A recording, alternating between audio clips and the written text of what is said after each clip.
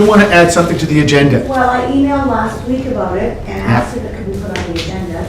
So now I'm gonna ask that this is Small Business Week, and just wondering if we could defer parking for the small businesses that are all gonna be downtown this week, the chamber event, maybe from 11 a.m. until 5 on Friday. And that's what I asked to put on the agenda for council's discussion. Any problem? I apologize this last minute, but I didn't think it was because I emailed it last week. Yeah. So it's up to you all. The only problem is it backfires every time, Your Worship. And I'll vote for it, but I'll vote Can we for put it on the agenda? it. Pardon? Can we put it on the agenda? Sure. What dip on, Sean?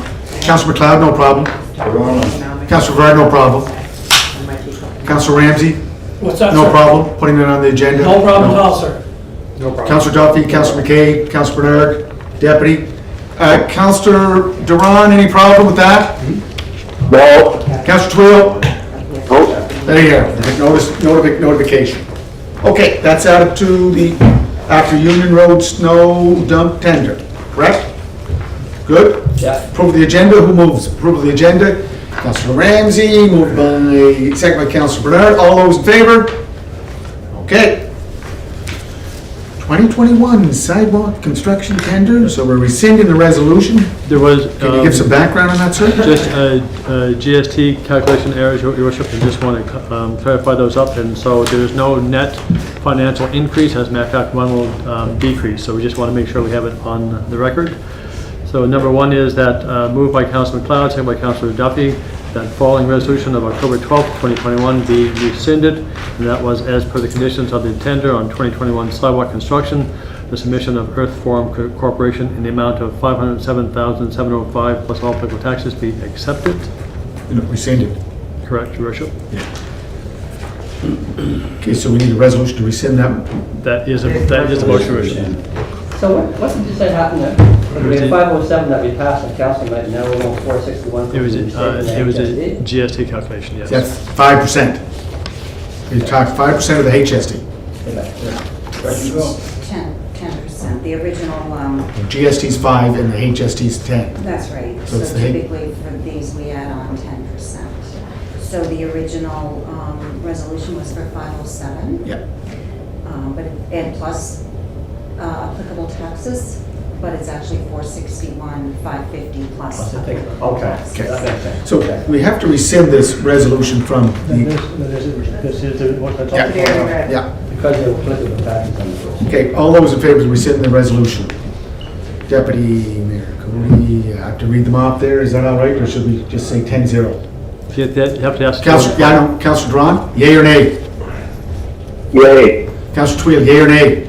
In favor. Okay, so, Your Worship, 10-0. by Councilor McLeod, second by Councilor Duffy, that as per the conditions of the tender on 2021 sidewalk construction, the submission of Earth Forum Corporation in the amount of $461,550 plus all other taxes be accepted.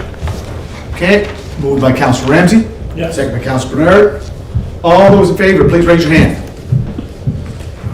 Councilor Twill, Councilor Duran, yea or nay? No. No. Councilor Twill, yea or nay? In favor. Okay, 9-1. Okay, Your Worship, moved by Councilor McLeod, so by Councilor Duffy, that the following resolution of October 12th, 2021 be rescinded, that as per the conditions of the tender on Union Road snow dump, the submission of Duffy Construction in the amount of $505,425 plus all applicable taxes be accepted, and that the City of Charlottetown enter into a 10-year lease with the Charlottetown Airport Authority with possible extensions, and further that the mayor and CEO are hereby authorized to sign all applicable documents with respect to the noted tender and lease, Your Worship. Same reason, Nancy? Yes, the original was for 505, for 25 plus applicable taxes, but it should be back for 439, 500. So it's the HST or the GST? And it's miscommunication. Okay. Moved by Councilor Bernard, seconded by Councilor McLeod? Yay? Okay. All those in favor, please raise your hand. No. Councilor Twill, yay or nay? No. No. Councilor Duran, yay or nay? No. Okay, 8-2. Your Worship, moved by Councilor McLeod, second by Councilor Duffy, that as per the conditions of the tender on Union Road snow dump, the submission of Duffy Construction in the amount of $439,500 plus all applicable taxes be accepted. Excuse me. and that the City of Charlottetown enter a 10-year lease with the Charlottetown Airport Authority with possible extensions, and further that the mayor and CEO are authorized to sign all applicable documents with respect to the noted lease. Questions called? Councilor Bernard, moved by Councilor Bernard, second by Councilor McLeod? Okay. All those in favor, please put up your hand. Just put them up again, please. I can't see. Okay, Councilor Bernard, McCabe, Councilor Duffy, Councilor Ramsey, Councilor Rivard, Councilor Yankov, Councilor McLeod. Councilor Twill, yea or nay? No. Councilor Duran, yea or nay? No. No. Deputy Mayor, yea or nay? 7-3. Okay. Okay, so we had that. Same thing. Just 1 second. Okay, scores. Just 1 second, sir.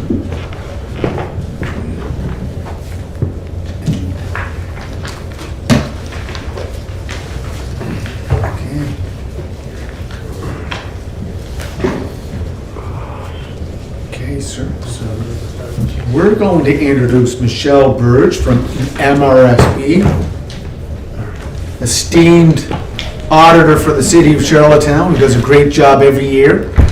Michelle, which one do you want to start off with first? The consolidated statement? I'm going to do the consolidated statement Okay, first. so all of you should have that in your package. If you don't have it, Tracy has extra ones, right, Tracy? You want the city first? Yeah, it's the consolidated, correct? Yes. Everybody has copies? Everybody have a copy? I don't know if Councilor Twill or Councilor Ron, do they? They do not.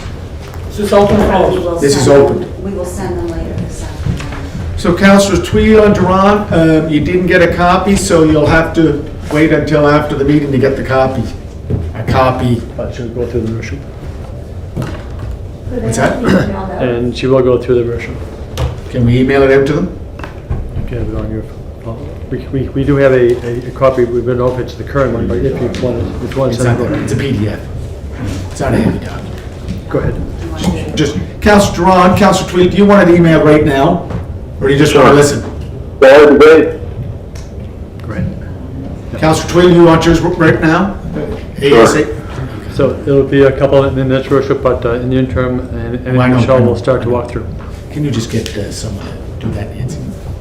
She has to do it. I'm the only one that does them. Can you do it, is that right, please? Do you want me to send Just the two, the consolidated and the water and sewer. That's all we're doing. Okay, so Councilors Duran, Twill, we're gonna go ahead and you'll have to catch up because she's emailing to you right now. Do the right ones? Okay? Yeah, why don't you stand them? the scan one? Okay, Councilor Duran? Yeah, that'd be great. Councilor Twill, yay? No, that's fine. Good, okay. Do you want to start, Michelle? Okay, thank you. So thank you very much for having me this afternoon to review the audited statements for the City of Charlottetown. It's my pleasure to be here, and thank you on behalf of our firm for the opportunity to be the auditors again this year for the city. And what I'll do today is go through the financial statements with you, highlight some of the significant items in the past year, and at the end of my presentation, I'll open up the floor. If anyone has any questions, I'll certainly try and answer any questions that you may have. We will start with the city consolidated financial statements. And just to refresh everybody in terms of what is included in the consolidated financial statements, it obviously includes the city, it includes the Water and Sewer Corporation, it includes Cary, it includes 80% of the Eastlink or Charlottetown Civic Center Management Inc. And there's a portion as well included of the profit, 15% of the profit of CADC. So all of those things are consolidated or combined into these financial statements that we're going to go over today. So just to again refresh everybody on that concept. The first item that I'm going to refer you to, it's a couple pages in. At the top of that page, it's identified as the Independent Auditors Report. So it's issued to the mayor and members of council. So under the opinion paragraph, it says that we've audited the consolidated financial statements of the City of Charlottetown, which comprise the consolidated statement of financial position at March 31st, 2021, and the consolidated statements of operations, changes in net debt and cash flows for the year then ended, and notes to the consolidated financial statements, including a summary of significant accounting policies.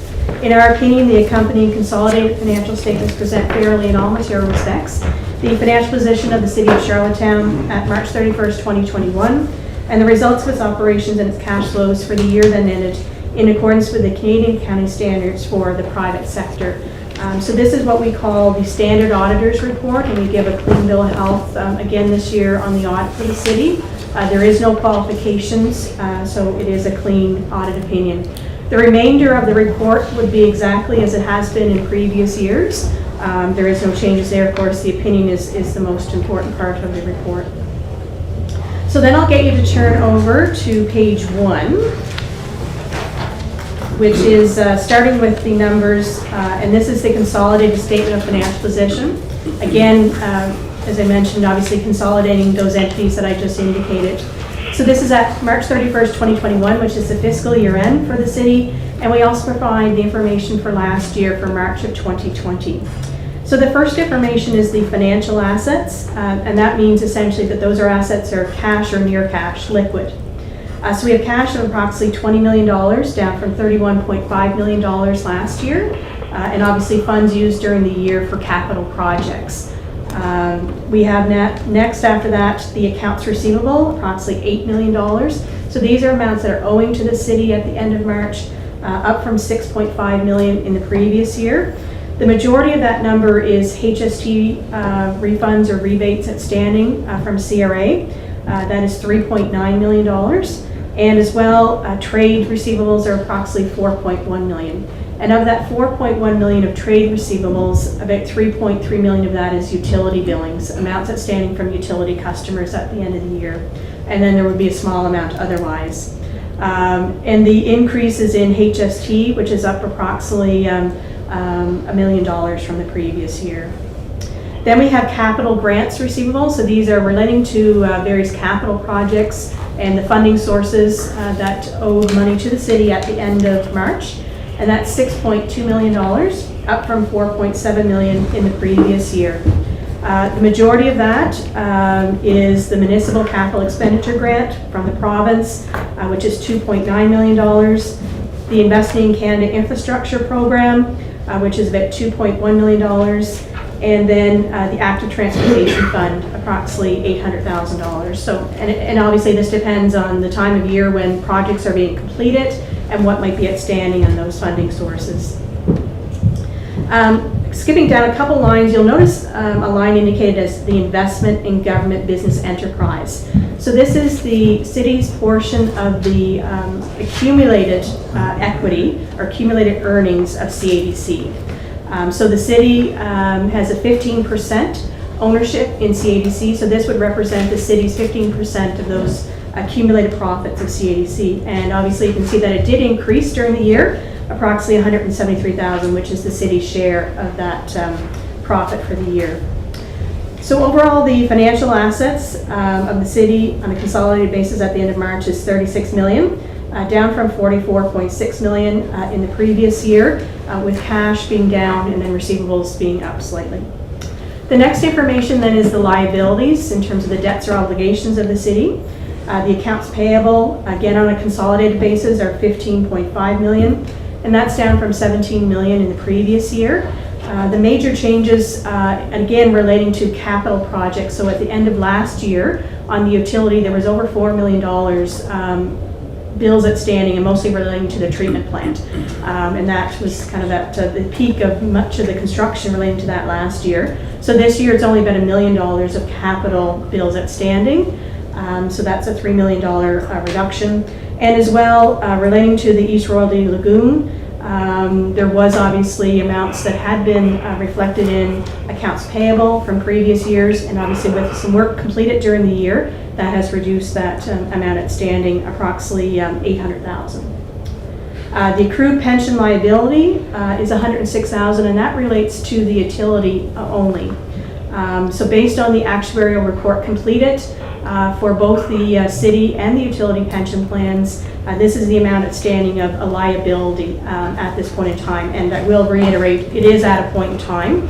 because obviously it's based on the assets, the planned assets, which obviously can fluctuate in the market. So at that particular day and time, that was a potential liability. Then we have the deferred revenue, which is $11.6 million, up from $9.5 million in the previous year. And these are amounts of funds that have been received by the city, obviously in your cash at the end of the year, but had not been spent. The majority of it relates to gas tax funds. Again, you receive your annual allocation, have some expenditures during the year, but there is still funds remaining to carry forward into this year. So of that 11.6 million, about $6 million of that is gas tax. Also, there's about $1 million from the province under the Safe Restart program that hadn't been spent, and those were amounts relating to upgrades to City Hall here, council rooms, some IT, so things that had to be updated, and obviously you did receive or have $1 million to spend on that. And then the active transportation fund, you had about $800,000 as well that you had received the funds but hadn't spent all of that before the end of March. So that's 11.6 million total of those deferred revenue. Then we have the sick leave and post-employment benefits. So these are obligations under agreements with employees of the city and the utility. So sick leave, there is 18 days a year that full-time employees are accruing.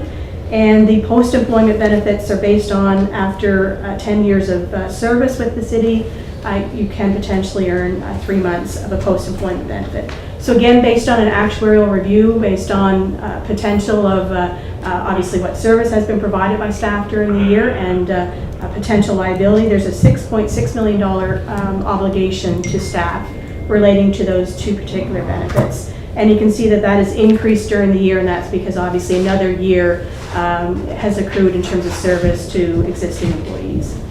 And then the last item in liabilities is the long-term debt. So this is the loans outstanding for the utility and the city at $102.9 million, down from $110.1 million last year. There was only one new loan that was received during the year, approximately $1.1 million from the TD, and that was a city loan. And during the year, obviously you can see the balance has decreased. Approximately $8.2 million has been repaid on those loans during the year. So at the end of the year, the city has about $63.8 million of loans, and the water and sewer utility has $39.1 million. So that's the total of $102.9 million in total. So at the end of the year, the total liabilities are $136.8 million, obviously with the long-term debt being the majority of that number. The previous year, the total liabilities were $143 million, down from the previous year, and again, mostly relates to the long-term debt repayment. So you have financial assets of $36 million, as I mentioned, that's cash or near cash. You have total liabilities of $136.8 million. So your net debt is $100.8 million, up just slightly from last year of $98.4 million. Now obviously most larger municipalities are not in a situation where you have the cash or liquid assets to obviously pay off all debt. You're obviously trying to pay that back over a period of time and make it reasonable in terms of tax rates and utility rates for residents. But as I said, that number has remained relatively consistent with last year. And then the last item on this page is your non-financial assets. The largest number obviously is the tangible capital assets or the infrastructure within the city and the utility. You can see that that has increased from $259.6 million up to $280.8 million.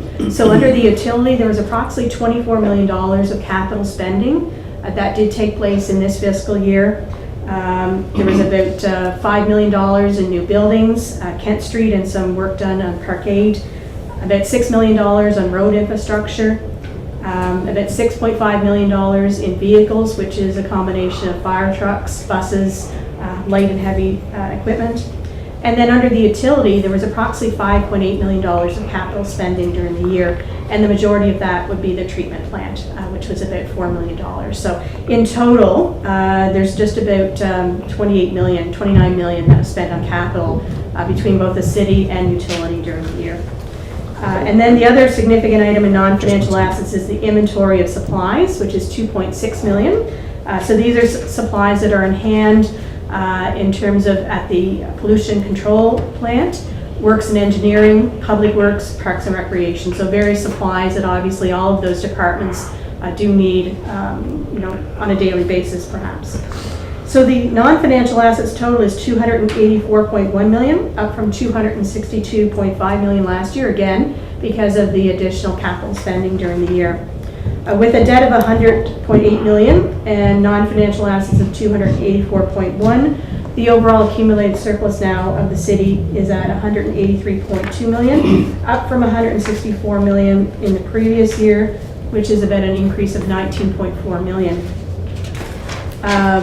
And of course, I will refer to this in a moment, but the majority of that accumulated surplus obviously has been already reinvested back into infrastructure. I will kind of go over those numbers in just a moment, but still, certainly.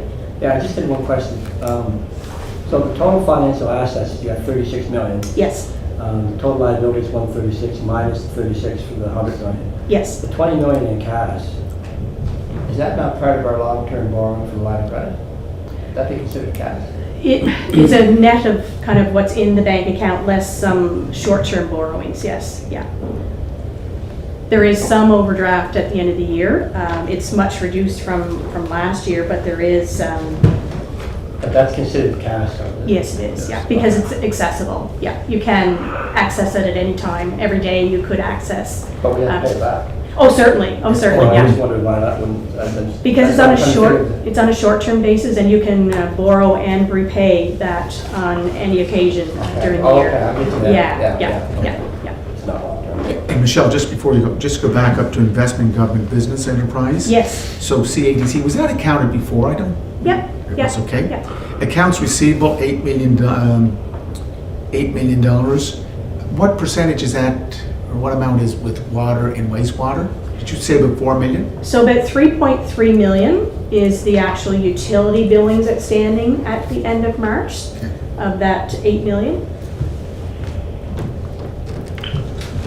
And I know you addressed it in the previous management letter, but collective, is that another concern, collective, those receivables? Actually, no, it was much better this year in terms of the amounts that were outstanding for extended periods of time, and ones that had been outstanding for a number of years have been cleaned up as well. So, Thank you. Yeah.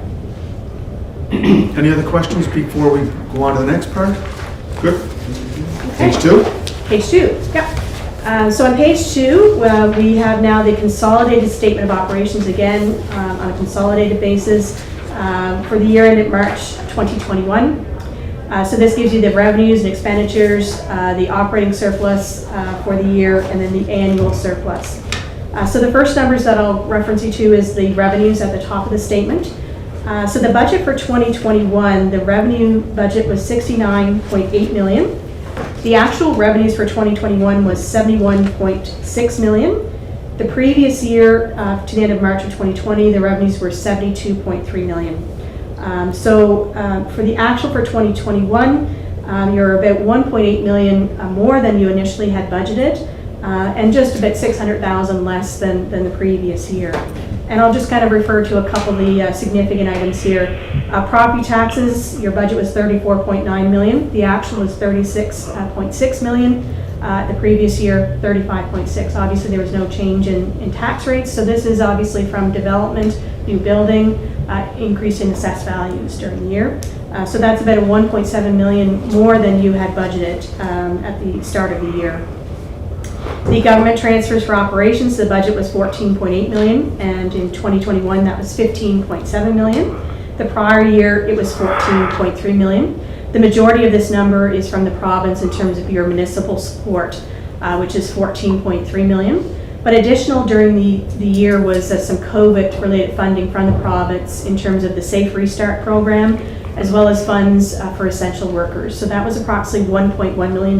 So that's part of the reason that it's increased from last year. And as well, this also includes the transit funding and grant in lieu. The water and sewer, the budget was $11.6 million. The actual is $11.5. So the metered was a little bit less than budget. Recreation, the budget was $3.4 million. The actual was $3,774,000. The prior year, the actual revenues for recreation were $4.5 million.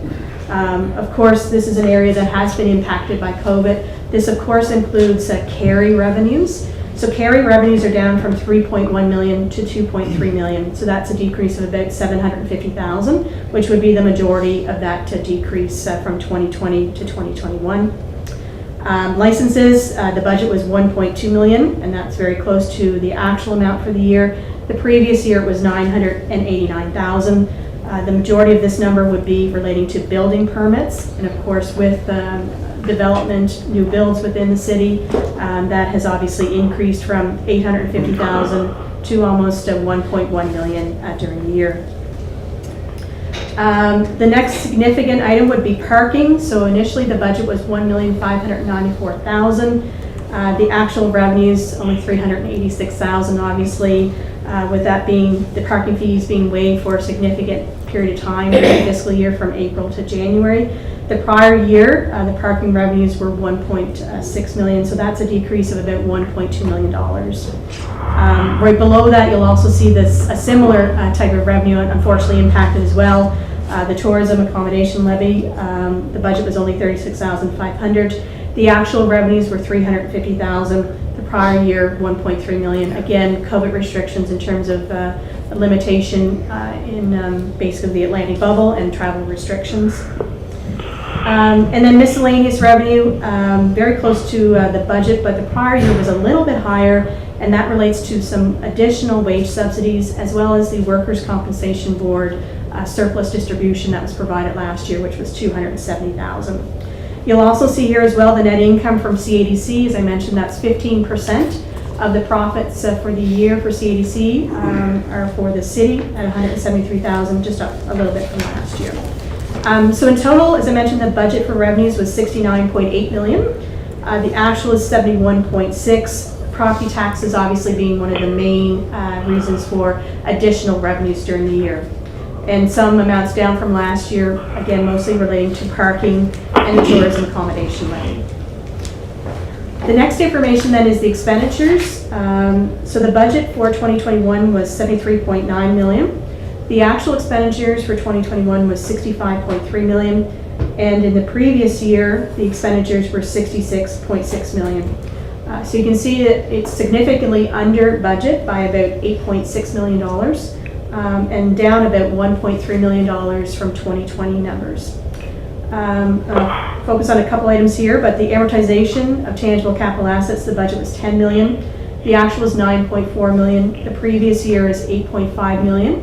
And obviously that's up from last year because, as I mentioned, there's about $29 million of capital spending, and those are started to be amortized when they're available for use during the year.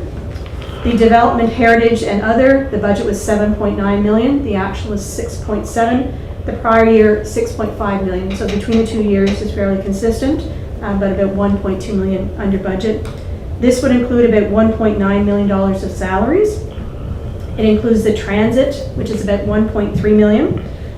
It includes 600,000 for Canada Games sponsorship, so that was 600,000 extra. And 433,000 for the library. General government, the budget was 7 million, the actual was 6.2 million, and the previous year was 6.2. Again, between the 2 years is very consistent, but under budget. That $6.2 million does include salaries of about 2.6 million. It includes professional fees and studies of approximately 900,000. Municipal buildings of about $1.1 million.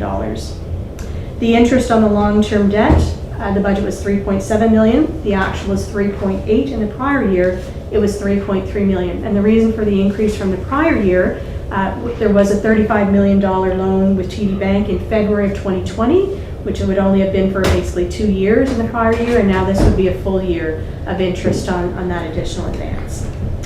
Parks and Recreation, the budget was 8.5 million. The actual was 7.5 million, so about $1 million under budget. And the previous year was 8.4 million, so that's down about 800,000 from the previous year. And this relates to, again, in terms of carry expenses being down, as well as the own city in terms of salaries, which were down about 600,000, which again would have had some limitations in terms of COVID. Protective services, The budget was 14.1 million. The actual was 12.5 million. So this is another area that's down significantly in terms of compared to budget. And this would be salaries for both the police and fire department, which is about 11.4 million of that total. The street maintenance and environment, the budget was 13.7 million. The actual was 11.2 million, so that's about 2.5 million under budget. The prior year was 11.9 million, and down from last year from two particular items. Snow removal was a little bit less than the previous year, and that obviously just depends on what winter that we might have. So that was about 310,000 less. And wages were down approximately 400,000, and that's less overtime and less in terms of some seasonal, which again is somewhat impacted by COVID. And then we have the tourism accommodation levy, again significantly reduced from last year, which we also saw in revenues. In water and sewer, the budget was 8.7 million. The actual expenditures were 7.3 million, and down a little bit from last year. So as I mentioned, overall, the expenditures budget was 73.9 million. The actual was 65.3 million. So that's about 8.6 million less than originally budgeted. So the operating surplus for the year for 2021, initially the budget had anticipated it would be a deficit of 4.1 million, with expenditures obviously being about 8.6 million less than budget. The actual operating surplus for the year is 6.3 million, and that is up from 5.6 million in the prior year. We'll also mention, of course, because this is on a consolidated basis, it does include amounts for Cary, Eastlink, and the CADC amount. Excluding those amounts, the city itself and the utility itself would be about $6.2 million. The other revenues and expenditures then not relating to operating surplus. So first of all, we have the government transfers for capital. The budget was 19.9 million. The actual is 12.7 million. So this would include amounts from gas tax, which is about $3.8 million. Most of that used for streets. It includes the Investing in Canada infrastructure, which is about $4 million, which was for buses and for the treatment plant. And it also includes the Clean Water Wastewater Fund for the treatment plant of about 3.6.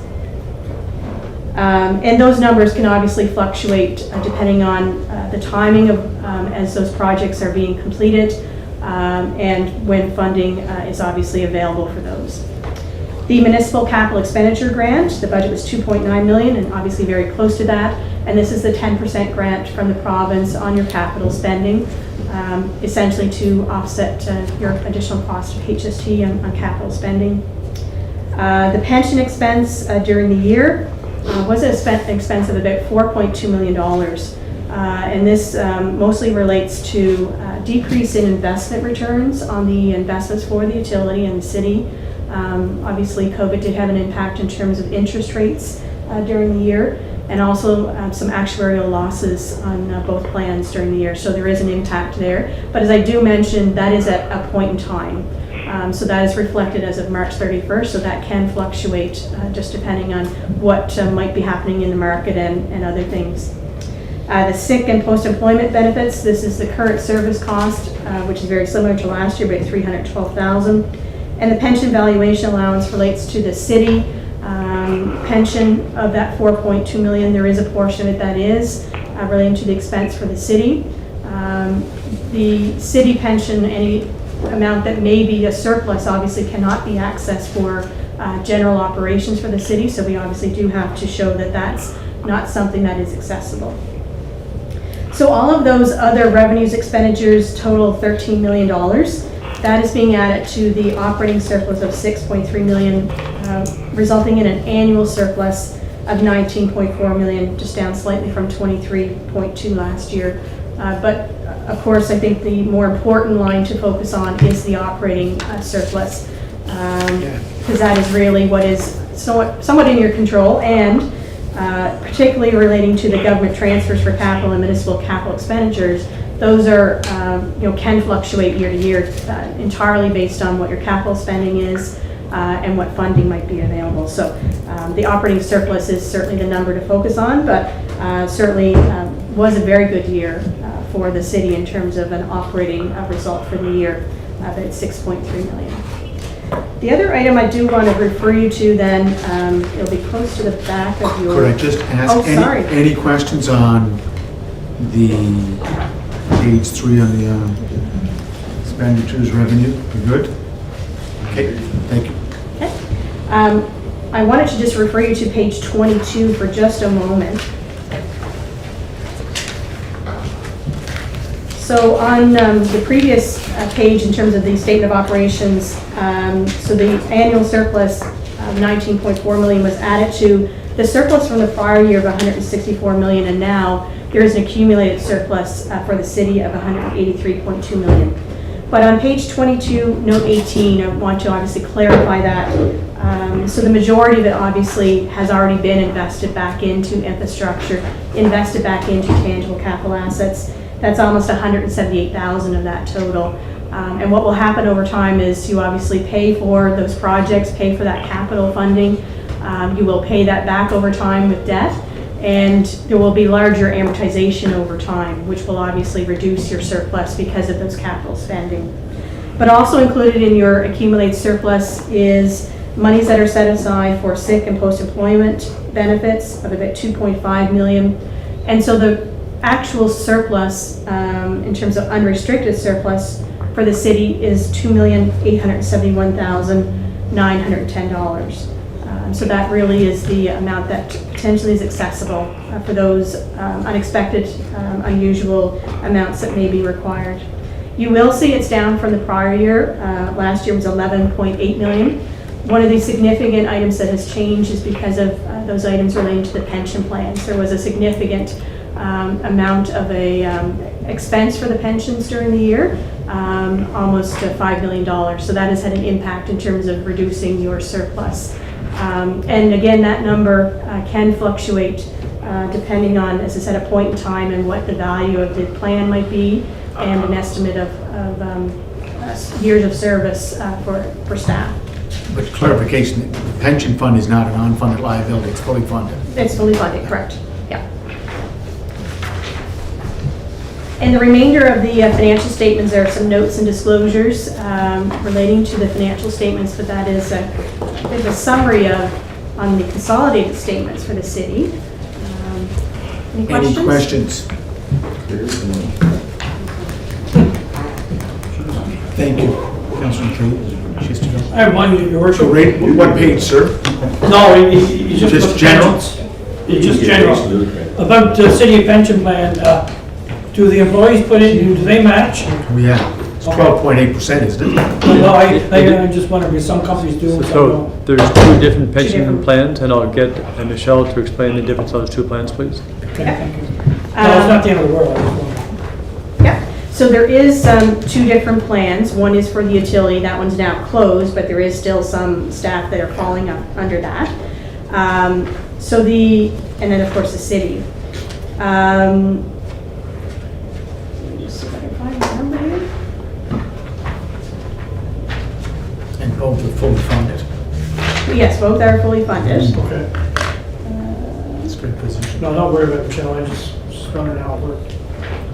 It's like 12.9%, I think, for, It's 12 plus for each. yeah, actually it's much higher for, well, the employer contribution for the For the city utility much higher. pension is what, 26? What's it for the utility pension? It's more than that. Sorry, I can't find it here, sorry. So, Councillor, the contributions into the plan, it's 50/50 on the city one from the employees and the city. The one for the utility is the majority of the city. I think it's 3.83, and the balance is the city's. And what's the balance, Mr. So just to follow up now, why would the utilities, That was a different plan that was negotiated way back when. Back in it, That- amalgamations. That plan is closed off. There's only, I believe, 3 employees that are now on that plan, and that will phase out over oh, years. okay. No, it just seems to me that, Any new employees with water and wastewater go into our plan. They don't go Yeah. into the old utility plan. no, it just seemed like with a city pension, no matter if it's under sewer and water and everything, I know the two separate books, but at the same time, we think it'd be Councilor, do 50/50. you have a question? Yeah. What Maybe page? I'm wrong. Page 2? No, 22. I just 22, wanted to- good. Michelle, to reiterate, if I understand the unrestricted surplus was 11.8 million last year and it dropped to 2.8. What did you say the reason, Michelle? A large part of it has to do with the pension. So the pension expense during the year was about 4.2 million, and then a valuation allowance of 1.9 million. So that's a little over $6 million. So that impacts the surplus, but it also has impacted the surplus in previous years to bring you up to that 11 million, unfortunately. And as I said, that can fluctuate just depending on, at a point in time, what the actuary may say is the value of those assets and what is your obligation. So it's unfortunate, but when there is significant results or expenses or profits potentially relating to that, it can have an impact in terms of the what the surplus is for the city on a consolidated basis. So is there a risk of that happening again this year, if that type of drops? Or this is not based on the market? Well, it is It is partly. market, It is, yeah, because obviously in the investments, although they're in very secure, Okay. some of them are in fixed income investments, and those Okay. are obviously having lower rates of return. So it has nothing to do with the payers, so we pay our pension. This is more where the, Yeah, this is, being looked after. exactly. Yeah, okay. So if there were big swings into the marketplace, then that would show it here again. Yeah. Not just our pension plan, everybody's pension. Correct. Exactly, exactly, yeah. Any other questions? You're all right there, Councilor Ramsey? Great, how about yourself? Good. Councilor McLeod? Thank you very Floor much. two. So, was there any recommendations made by our pension investors as to, is the profile being changed a little bit to So just to Well, that point. so all they do is, for our purposes, for the audit, they do an actuarial, kind of a summarized version of Right. the plan at March 31st. A full actuarial review is not due until December of this year. So then they'll actually go into far more depth at that point and determine if there is any changes that are required. And in the interim, the pension committees are looking at their mix, and they may be mixing up a little bit more. Yeah. Because we have Canadian equity, Yeah. foreign equity, I think we're looking at increasing the Canadian one or equity the other? Yeah. and more land You wouldn't, development. like Councilor Bernard said, you wouldn't want to have another year with that top of it. That's the market. Yeah, that's the market. Yeah. Just back New York and to- Toronto. Just back to Councilor Ramsey's question, the city pension plan, the contribution is 10.93% for employees, 10.93, yeah. And what's and it's the fully funded. utility?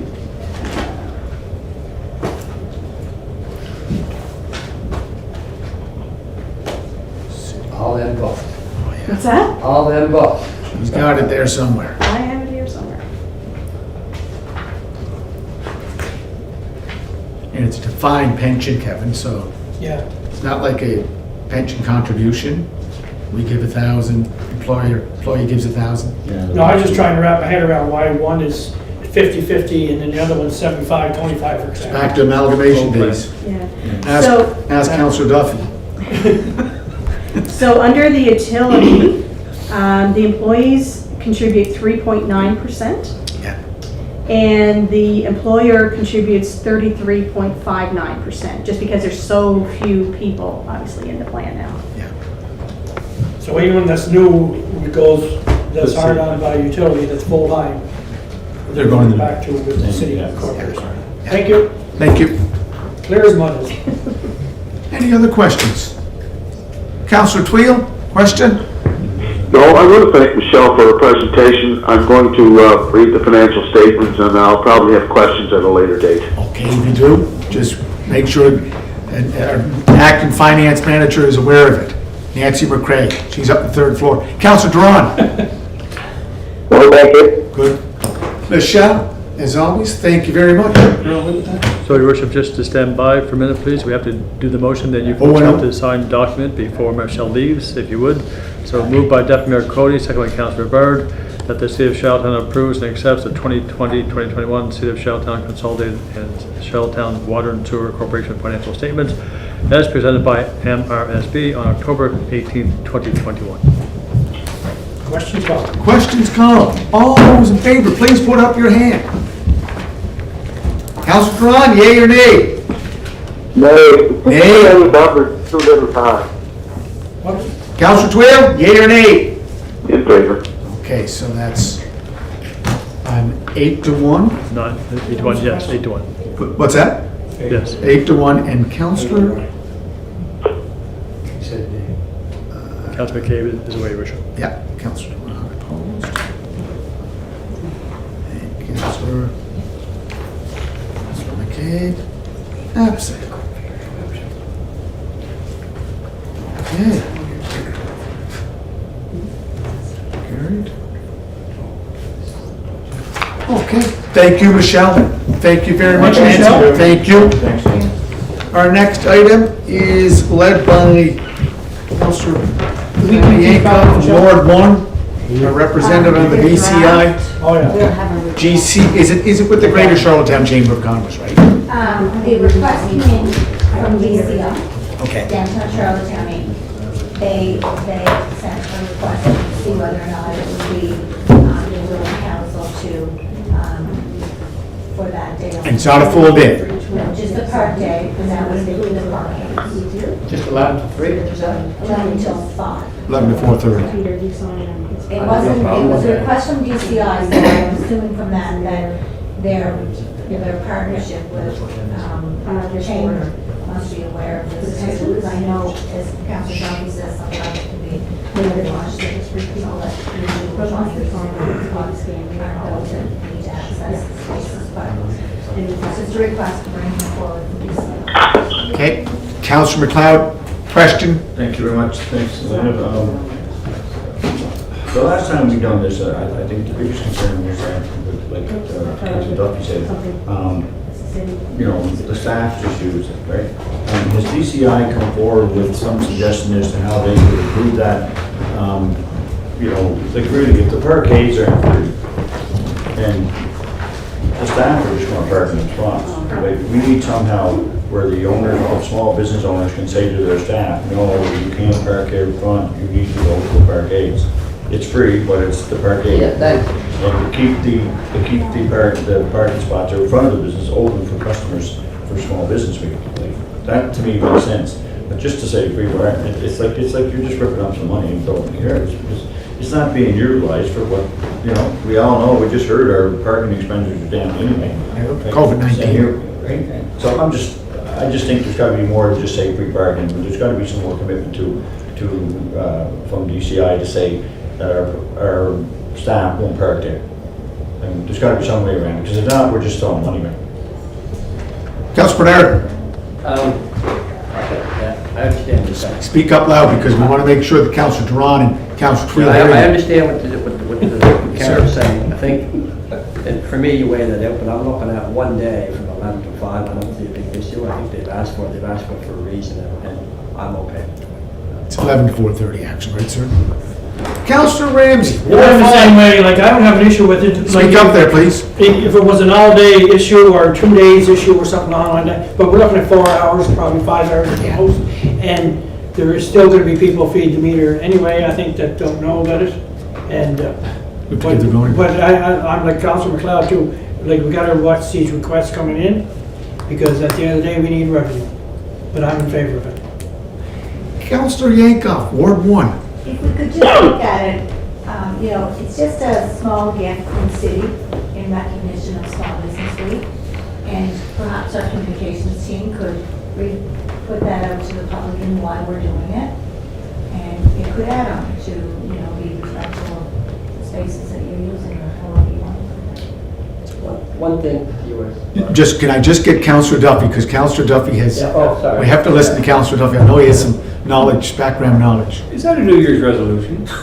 Well, listening to you, That's a good idea, Councilor Yankoff, you down there. I would like to see it go, it's parking as usual, feed the meters and everything, but the commissioners be given little chits. Thank you very much for coming downtown to shop. We thank you. And this little chit turned into City Hall, and give them a gift of some sort. Then everybody's treated the same, not just members, and I have nothing against members and non-members of Congress, whatever. That way, everybody, Councilor Yankoff, maybe we could give them a gift rather than a free parking spot.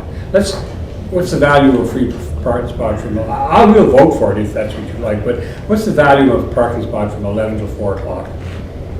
$5, $6, $7. Could be, yeah.